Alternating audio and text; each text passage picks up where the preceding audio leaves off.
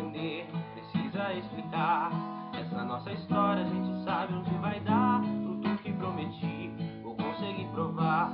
E no final das contas o amor não vai errar. Dizer que nossos signos não se combinam, que os astros não conspiram a favor de nós, foi um erro do cupido, a gafe do destino. Eles não sabem o que se passa embaixo dos lençóis. Dizer que nossos signos não se combinam, que os astros não conspiram a favor de nós, foi um erro do cupido, a gafe do destino. Eles não sabem o que se passa embaixo dos lençóis.